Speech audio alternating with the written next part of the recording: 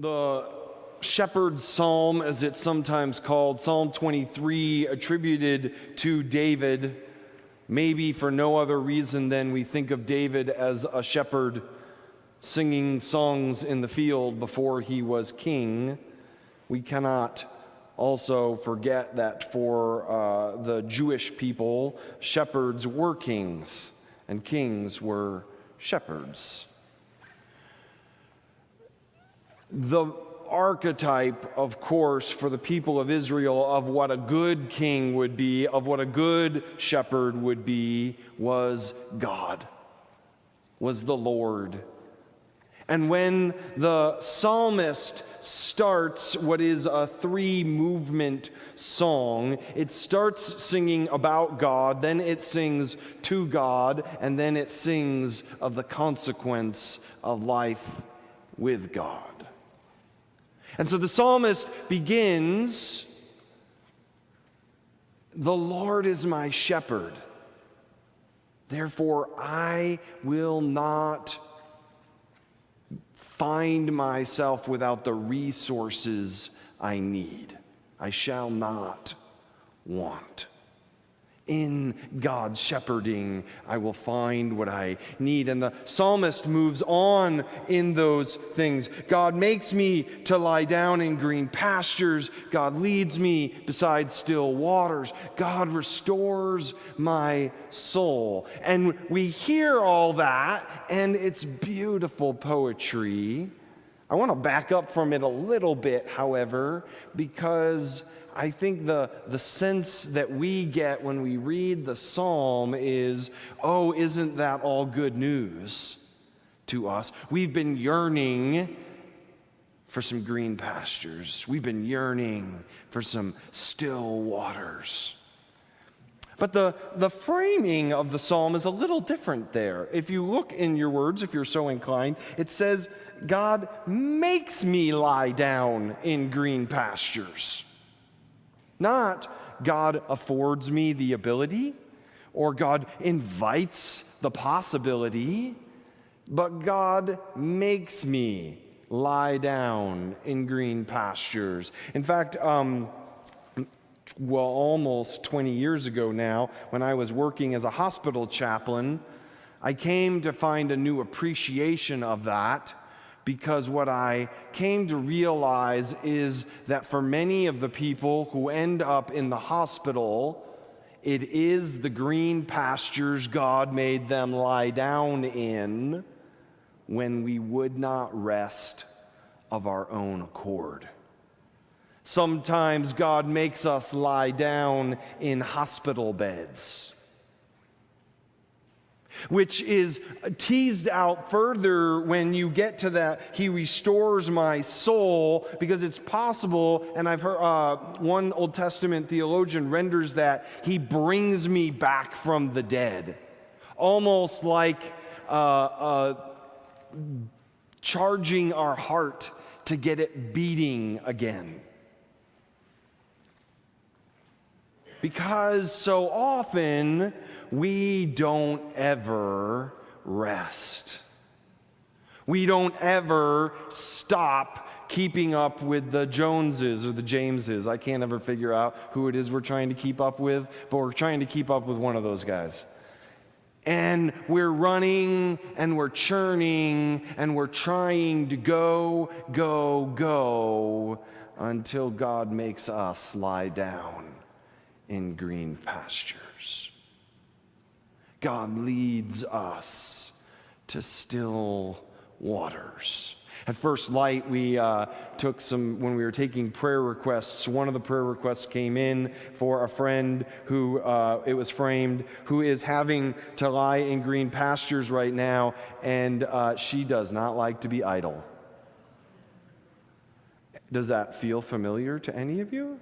Are you one of those for whom still waters feel a little bit too oppressive?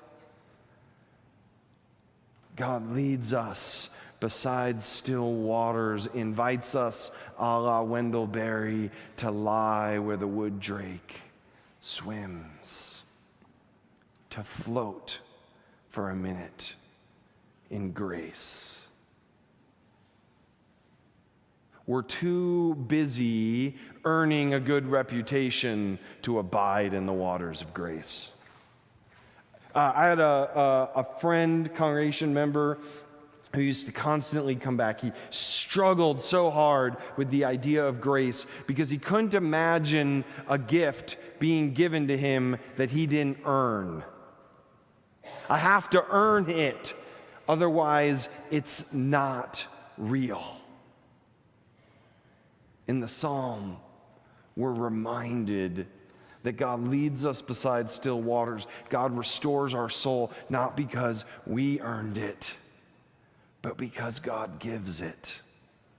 Paul invites us into the same journey in Romans 5, which itself might be a wonderful midrash on the psalm, when it says, through whom Jesus Christ, we have a peace through Jesus Christ, through whom we have obtained access to this grace in which we stand. I visualize that like a door Jesus opens and points over here and says, look at those grace-filled waters. They're yours to abide in, not by virtue of what you've become or what you've made yourself or by what you've accomplished, but by virtue of being who you are, one in whom I dwell and delight.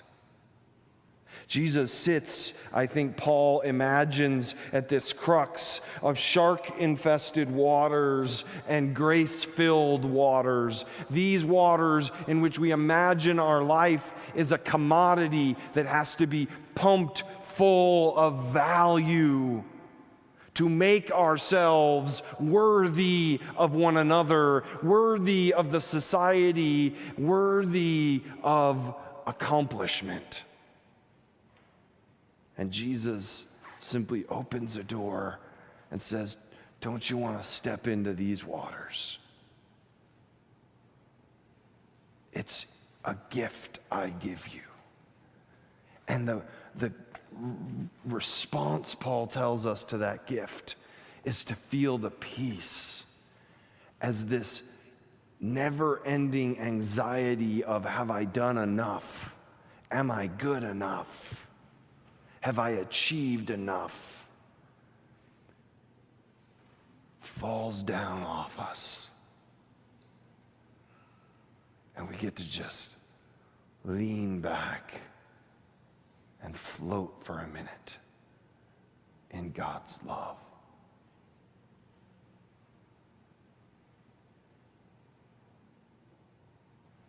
And we are free.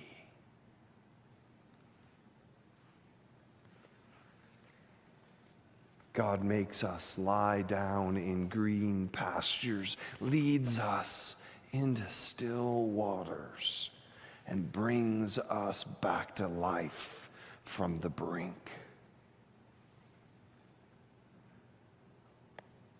God leads us in right paths for God's name's sake.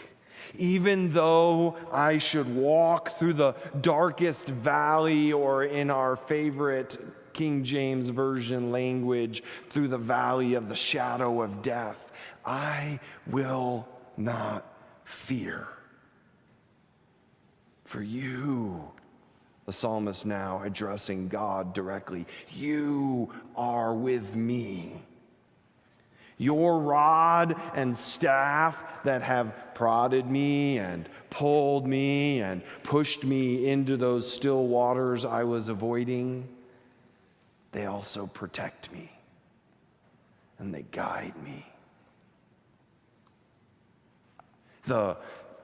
I came across this sort of illusion to what this could be if the shepherd theme is still walking. Rather than a metaphorical hell, it's like a ravine, a sharp-sided ravine, too deep for the sun to get to the bottom of the valley, right? Filled with rocky crags that could at any moment be hiding a wolf or a cougar or a bear, depending upon where we live. And for the sheep looking into that valley, is just fear. Until we remember that we are not alone. But we walk these dark paths in the presence of our God, in the presence of one another. Strength in numbers. You prepare a table before me in the presence of my enemies, which I have to say, as a Christian hearer of this text, I cannot not hear Jesus saying, "This is my body broken for you. Do this in remembrance of me." You anointest my head with oil, which is considered a healing agent to the psalmist's mind. It's not an anointing like a commissioning or an ordination, but it's a you bandage me and heal my wounds. My cup overflows with the abundance of the Lord. Surely goodness and mercy shall follow me all the days of my life. There's a rendering of this in which it says, surely goodness and mercy is stalking me. And I got this image, right? Like you're in the house and you believe you're all alone and you start hearing noises and you're convinced that there's someone else who means you harm in the house. And you slowly, I don't know, maybe you think I'm going to throw this pitcher at them, like suddenly I'm a major league pitcher. I'm always convinced in the middle of the night I'll hit whatever I throw at them. And you walk around the corner and go, ah! And it's your wife, who's also stalking the intruder they didn't know was in the house, but maybe they're carrying a notebook. And you just stop yourself. It turns out it's been goodness and mercy that has been stalking me. Because God, you will not let me go. Wherever I go, you are there. And I'm reminded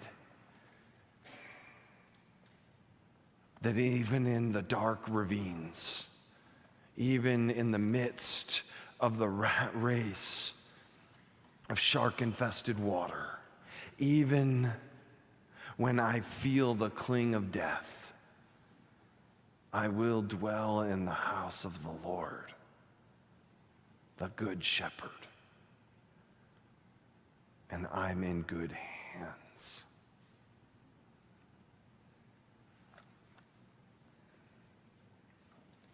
Paul looks to the community in Romans as he lays out the journey of faith, and he says, look, we don't deny that sufferings will happen. We don't deny that there are dark valleys and craggy ravines. We do not deny that there are predators out there, but we hold on to the stories through which we have come.